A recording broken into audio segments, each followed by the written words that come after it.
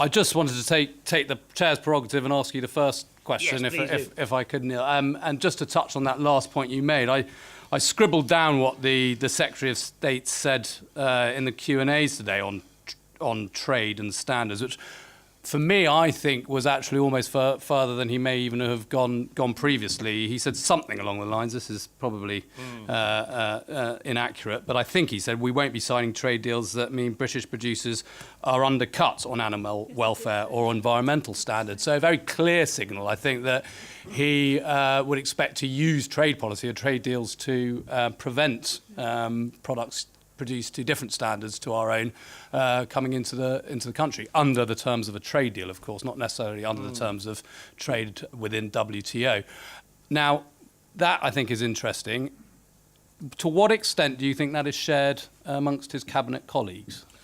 Yeah, I mean, it's not shared by all of them by any means, and I think, but I actually think the Prime Minister is keen to make sure that there is a British agriculture and food production into the future. So in some ways, you know, government works, as both Angela and I know, right from the top downwards, basically. And if you've got the Prime Minister who's saying, right, OK, let's actually make sure we've got a sustainable agriculture, then I think we are fine. I mean, the nature of this is that, don't forget, you know, Michael Gove is Secretary of State for DEFRA now. Will he be Secretary of State for DEFRA when these decisions are being made? But I think what he's doing, and then I think what we will do as a select committee and what you will do as the NFU, is you will take all these words, you will write them down and make sure you reiterate them to government. Because it is, you know, I am worried in the end, you know, I mean, I make a sort of slightly facetious when, you know, if the last deal with the Americans is over the chlorinated chicken, you know, will it hold? And I think that's the one that worries us. Now, I think we've got to concentrate at the moment on getting a deal with Europe, whatever shape or form it takes. And these deals with America, with China, with India, probably Australia, New Zealand, they are at least 5 years away. I suspect more than that. But, you know, even being optimistic. So I'm not saying they shouldn't be scrutinised, but what we want to do now is not take our eye off this particular ball, and that is, let's get a deal with Europe, like it or lump it, and get that done, and then look at these other deals, and then we'll hold the government to account. But I think, you know, welfare is important, especially, you know, we've already got high welfare standards in this country. If you're going to be asked for even higher ones, then you can't be expected then to compete with low quality product coming in under lower welfare standards, because there will be people, whether we like it or not, and some of them haven't got the money, so you can't blame them. They will buy the cheapest they can get in the shops. Others, you know, it's a choice for them, but they still choose to buy the cheapest. And so, you know, that's where I think more people are keen to have a higher welfare standards, more people are paying more for it, but it's still bridging that gap. I don't know, Andrew, I heard you muttering there. No. Neil and I have history. We don't often fall out. But no, I mean, to answer the question directly, it means being, if Neil doesn't mind, answering a very political question. So I'm completely signed up to this report, which I think is very sensible and provides a really good evidence base for what to happen in order to make sure that agriculture farming has a prosperous future in this country. But to answer the question, as far as I'm concerned, if Theresa May were to stand up and tell us exactly what she does want from a deal and provide some leadership on it, I think she'd be surprised to find that a significant majority of her own MPs would fall in behind her. And we're in despair in Parliament. Absolute despair, because we think that that's exactly what's lacking at the moment. We do need that certainty. We need a sense of direction in terms of where we want to go. Now, look, I'll be very open with you. I'm a Remainer. I'd stay in the single market and the customs union. That's what I want to see. But let's just have something from Theresa May to tell us the direction that she wants us to go in. And I think for as long as she doesn't do that, she's going to continue with the division and the difficulties within her cabinet. And I know there are party problems there. I mean, we've both got problems in our parties, let's face it. Massively so, but in my case, possibly terminal. But please don't quote that. You can see why Angela and I get on. We both have a very direct approach to life. Exactly. So, but you make an interesting point. I mean, basically, it's doing a negotiation at the moment is difficult because naturally, if you say you must have access to the single market, you must have access to the customs union, then it makes it more difficult and more expensive to get that deal. But I think what we do want is clarity, and I don't mind whether it's in the customs union, in the single market, or it's a bespoke deal. But like I said, I think the issue now is we do need to actually know what it is. Mirig, I can see Mirig down the end there. He was making the point this morning, 13 months now to the time we leave the EU. We do need to know, and all of you, if you're going to invest, you need to know, don't you? That's the key to it. Right, okay. Let's throw it open to questions. There are a couple of microphones roving around. If you stick your hands up, we'll take a couple at a time. If you can let me know your name and where you come from as you ask the question, that would be helpful. Thank you. Yes, so one red here, and let's have the check shirt there. Hi, thanks for your presentations. I'm Dan Leonard from the northwest, from Cheshire, Shropshire area. In the impact assessments, obviously there's a lot of concern about imported food from non-EU countries suppressing prices in the sectors as you described there. I'm just interested that the rest of the world have got faster growing economies and very changing economies. They're becoming more aspiring type of people living in those economies who are looking for higher quality produce. And in those impact assessments, has anybody dared to consider that there might be an appetite for the high quality food and produce that we have in the UK and put that into the impact assessment as well? Because I'm looking for more positivity and championing what we do in the UK, and hearing more about marketing the hard work that's done by the people at this conference, and looking to get into those faster growing large economies that are looking for that high quality food. Yeah, I mean, we'll take one more. Yes. Simon Robinson from Hampshire. I've got a fair amount of experience of negotiating agreements, and the more I hear and the more I see today and in the past, and the scope and breadth of this discussion, even with the EU, which is an extremely, ought to be easy because we've got no tariffs at the moment, but is actually rather a hostile partner in many respects. I've got to say, 29th of March next year, we're going to crash out with no deal. I just don't see it happening, I'm afraid. And I want to know whether the committee thinks the government should be doing something to prepare for a no deal, because that's the one thing I don't hear anything about. Right, okay. First of all, on I was talking to the AHDB and the Prime Minister during a recent visit to China. We finally got agreement now for them to start taking British beef again.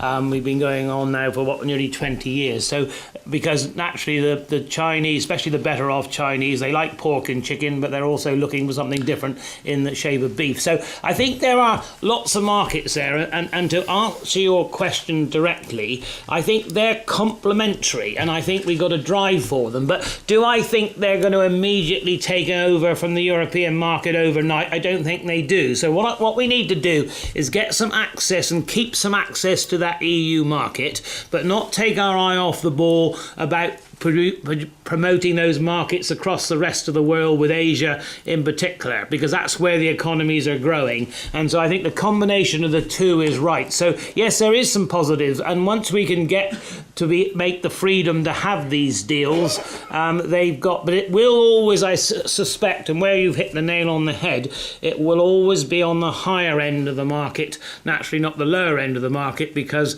our costs, our welfare, all of the things we do will make our product more. But I think brand Britain in the long run is good, and we can make more of it. So I'm not trying to be negative, but I think let's be realistic. We've got a big market where 60% of our food exports and imports go in and out of through the European Union. We and they will want access to it. And to answer your question, I had sort of 10 years in the European Parliament. The Europeans will not want to give us a better deal out than in. So, but will they ultimately want to punish us too much because they punish themselves at the same time? We are still some 13% of the total consuming market across the whole of the European Union. I shouldn't say this as doing an air quality, but I'm a bit of a petrol head, and I was reading the Auto Trader, and I started adding up the number of new cars that were sold in 17. And if you add Skoda and Seat into Volkswagen, because that's what they and German owned, 40% of our car market last year in 2017 was German.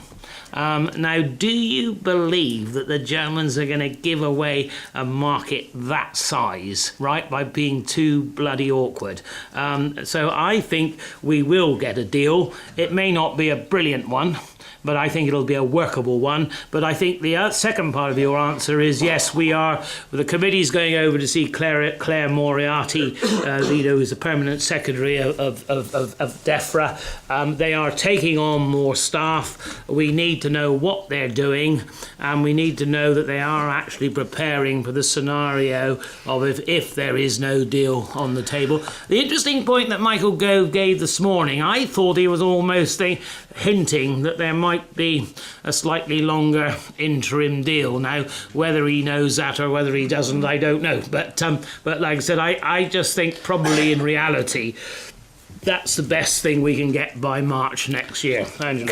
Can I just say on promoting British food and exporting British food, I thought one of the really interesting things that Gove said this morning. One of the really interesting focuses that he made was on innovation and the need for investment in innovation, because actually improving productivity in the food and farming sector is one of the best means of ensuring that we build a healthy export base for our produce. So I think that's because we become more cost effective. So I think that's something that we really need to hold Gove's feet to the fire about, because actually that is really important. But if we're going to deliver investment in innovation and in agriculture farming, then we will have to make sure that there's certainty in terms of our future. So it's back to that earlier point that I made. We need certainty. It's in this report. We need certainty so that there is confidence out there to invest in food and farming. It's critically important. And just on no deal, very quickly, it scares the pants off me, frankly, no deal. It really does. It absolutely terrifies me. And it's not just food and farming, the chemicals industry. I'm chair of the all-party group for chemicals industries, chemicals, automotive, aerospace, the city, all the way across the economy. There is real trepidation, real fear of a no-deal scenario materialising. And I think you'll see Parliament getting increasingly focused on it if it becomes obvious that we're not going to get a deal. And I think we'll know by late summer, early autumn.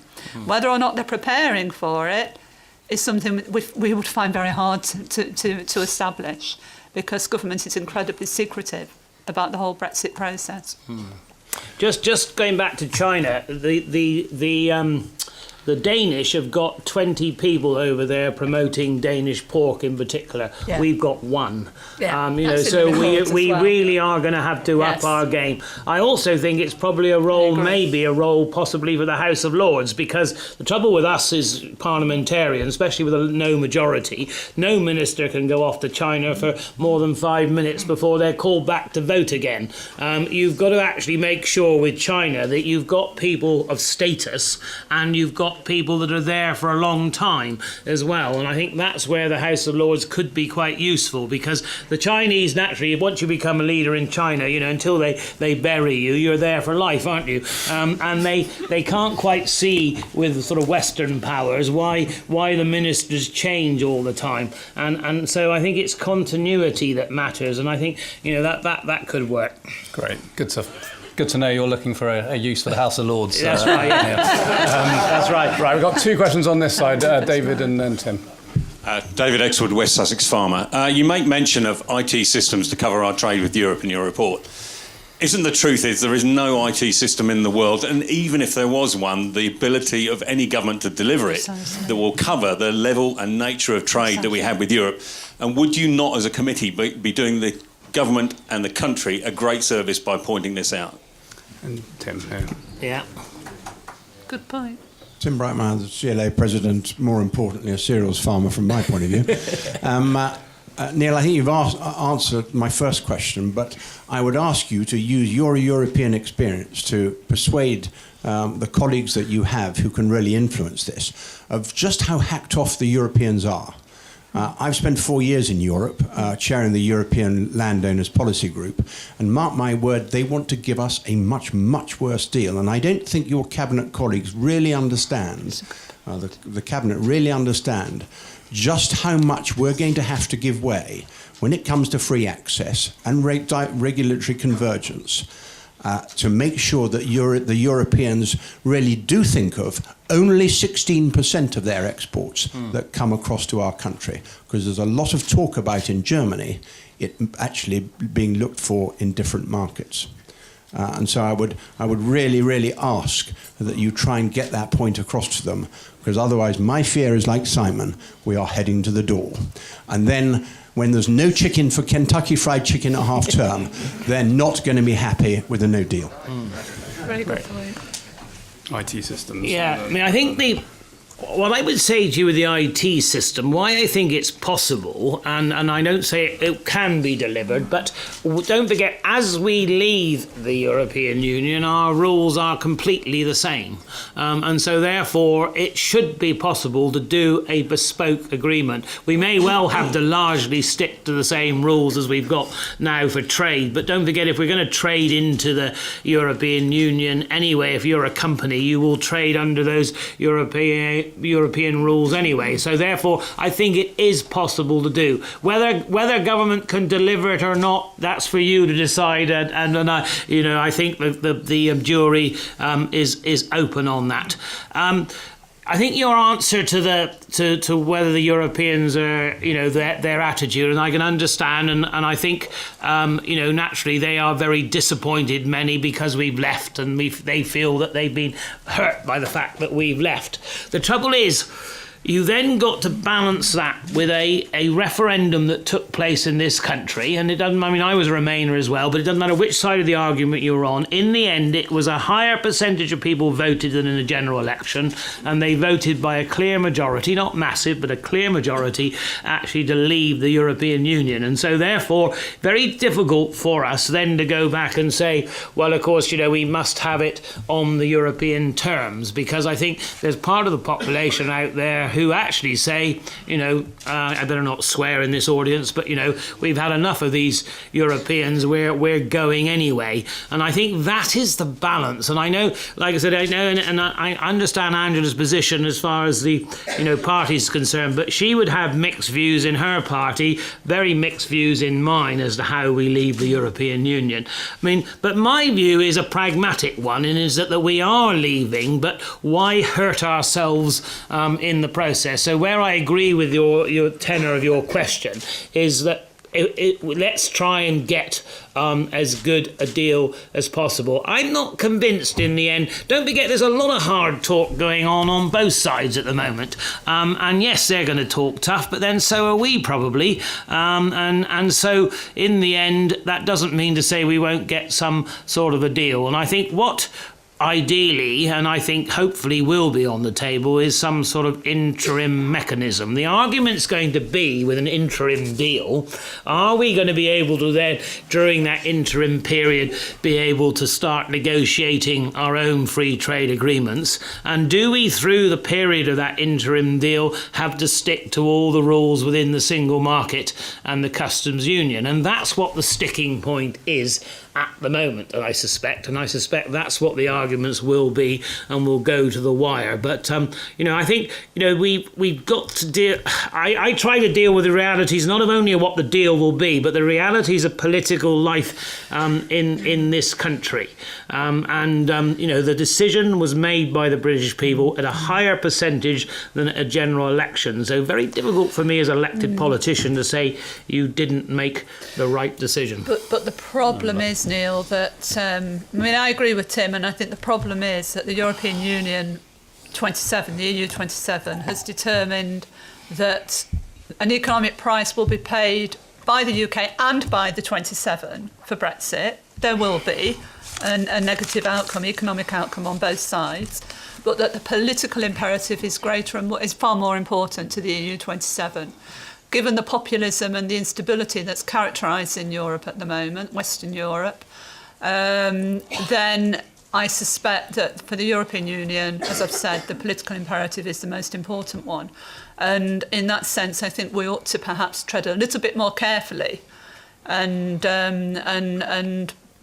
perhaps be a little bit more conducive, in terms of making the necessary compromises. I mean, some of our positions are just not helping the situation around immigration, around, regulatory standards. I mean, it's not helping anything or anybody.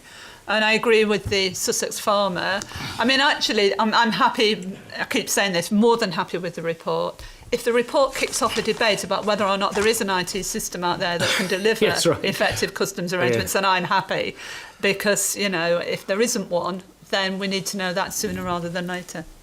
Right, we've got a couple of questions on this side of the room here, and yes, Jane. James Black, I'm an arable and pig farmer in mid-Suffolk. Neil, thank you for the report. It's headed up that it was looking at how a potential trade deal could affect farmers and food processors and consumers.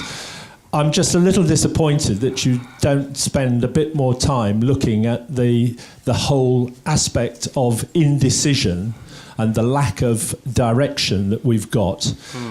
You've been in Europe. You know that deals in Europe are always 11th hour. I don't share your optimism with us knowing anything more by the summer. I think we will get to next March before we actually know anything. And I think that that's a disaster. And I'm just a little disappointed that your report doesn't actually highlight rather more the fact that we are living in this period of 2 years during which we just don't know what we're supposed to be doing. I keep attending different meetings looking at what Brexit's going to mean for my business, and I'm no further forward in understanding that today, or even having had the summary of your report or Gove speaking to conference this morning than I was 12 months ago. So, I believe that you should have held government's feet to the fire over the fact that this period of indecision and lack of movement is what is really going to hit the economy. Okay, happy to answer that one. And the second microphone, I think, is just there. Yeah. Thank you. Sean Spears from Green Alliance and Green UK, which is a coalition of 13 environmental groups working on Brexit.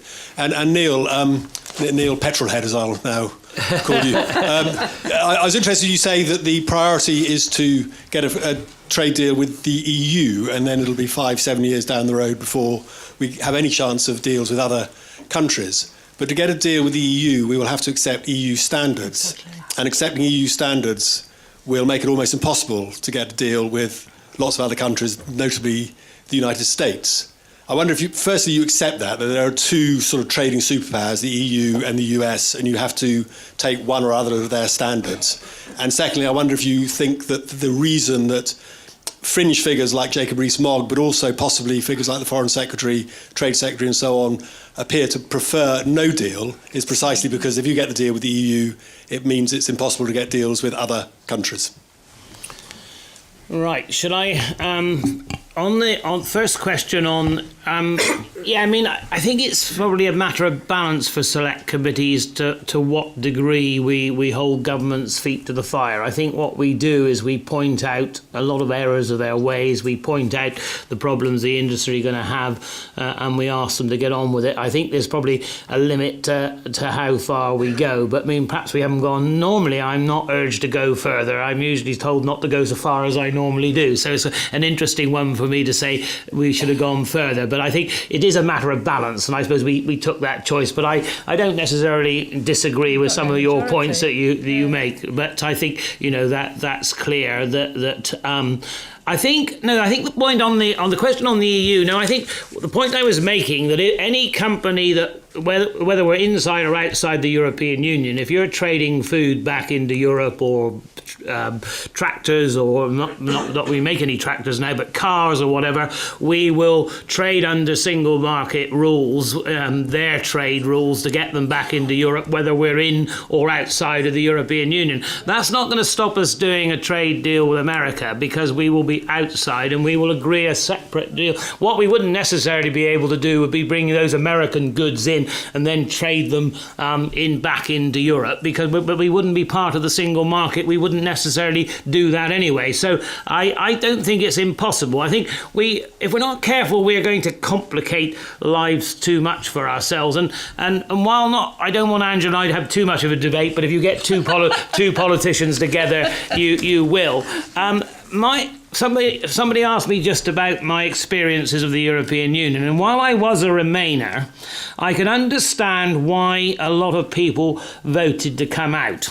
Because you see, when David Cameron went over for a deal with Europe to come back to face the referendum, they gave him virtually nothing. And that's what the European Commission are like. They like all the powers to be vested too much in Europe and not enough in member states. And that is the problem, and that's why we are where we are. And I think it would be a nonsense for us to rerun. What I didn't want this report to be was a rerun of the referendum. And so therefore, as far as I'm concerned, for better or for worse, we are coming out of the EU. And my absolutely candid view on life is that the first 3 or 4 years, 5 years, are not going to be good. But 10 years down the road, we'll be damn glad we're out of it. And that's my honest view, because I think Europe... You see, you look at the growth in the world, and it's not in Europe. Now, I still want that access to that market. I still want to keep as much of that as we can. But I think ultimately the world will be outside. And I think the trouble is too with Europe, and I used to say to the European Commission, you don't need to involve yourself in that. Let the member states do it. Because you look at some of these votes that are going on across Europe, it's not very healthy that you've got the far right in Austria. You've got all sorts of people, that may or may not come to power in Italy. You've got, interesting, even though Macron's not far right, don't get me wrong, but all of a sudden you've got a president that had no political party, suddenly is the president of France. It's a fascinating world out there, but it's also quite a dangerous political world. And so I think you'll find my view is, like I said, given, but what we've got to do somehow or other, and this is what we're trying to do, practically as a select committee, because it's well beyond our pay grade as to what negotiated settlement we're going to get. But I think we've got to get ourselves out of the EU and get ourselves over those first hurdles. And I think once we're over them, I don't think the world's going to be that bleak at all. In fact, I think it's probably going to be better. But and I still don't think that Europe will in the end. They might huff and they might puff, and they'll say, we'll make those blasted Brits pay. But don't forget, I don't think nobody's actually said today, we still buy £65 billion more from the EU than they buy from us. Now, I'm sorry, if I was a European, whether I was cross whether Britain was leaving or not, I might be a little bit more worried that I might hit me in my own pocket. And I still think they won't necessarily make it that bad for us in the end. But you see, during negotiation, you'll have all sorts of things said, all sorts of positions taken, and I think that's where we are. And I thought these negotiations were going to be difficult, but my God, I didn't think they were going to be as difficult as this. Angela, did All you? I'll say, Nick, is look that I think we often forget I'm not going to rehearse the Brexit Remain argument, and I'm at risk of doing that by responding to what Neil's just said, and I'm not going to do that. I just think we need to remember as well, it's not just about the relationship we have with the European Union, 27 member states at the moment. It's also all the agreements that the European Union has across the world in terms of trade, and I think there's about 60 of them. Yeah, wow. And so the challenge before us is enormous. And what really worries me about that situation is that, talk about instability in Europe, we've got President Trump to deal with, frankly. We've got dictatorship in China. We have the Russian bear growling and threatening all its neighbours on a regular basis and invading some of them. So the world is a dangerous place. That's not a reason to hide behind what we have at the moment, but I do worry that the process of rebuilding that relationship with the European Union and those other 60 states that we have agreements with currently is going to detract enormously from the work that we need to do to remain competitive in an unstable world. It is going to change rapidly in the next decade or so. And I think we're at real risk of being diverted from the task of improving productivity, improving economic growth and getting out there and exporting our goods. And it really frustrates me that whether or not we can or cannot do deals is the question, rather than how do we improve productivity, how do we go out there, and how do we trade across the globe. Thank you. Yeah, it's a very good point. And in particular, the one about the current preferential agreements we have as a member of the EU, making sure that those continue to apply on the day we leave. And I think sometimes the focus on these shiny new deals that don't exist yet is detracting from actually what's very, very important, which is maintaining our current levels of access. Right, I've got Ali here, and then there's somebody at the back. We've got a pocket down here after that, and then there's a few more. So let's keep going. Thanks, Nick. Ali Kappa, Chair of the Horticulture and Potatoes Board, all fruit and veg, plants and flowers. I represent a sector, I've got members bouncing up and down around me, that farms on 3% of the UK farmed area and delivers 23% of the UK farm gate value. And I'm afraid there was a bit of a glaring omission in the slides.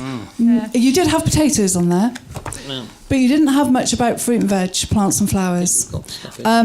Just to help you a little bit, we have a high level of import from both within and outside of the EU, so I agree about the preferential trade deals. We have little export. There is a bit, actually, hops is an exception. It is critical, though, that we have the ability to move material across borders, perishable material. We don't have a British strawberry industry or a British apple industry without the plants and the trees to support those industries.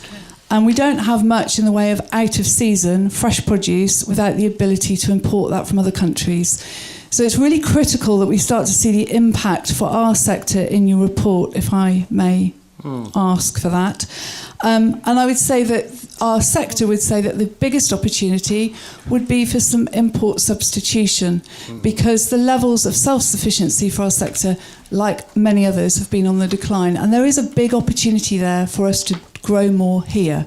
But that does mean that we need to get the sector, which I know what your problem is. Your problem is DEFRA data, but we need to get the sector much higher up your agenda, please.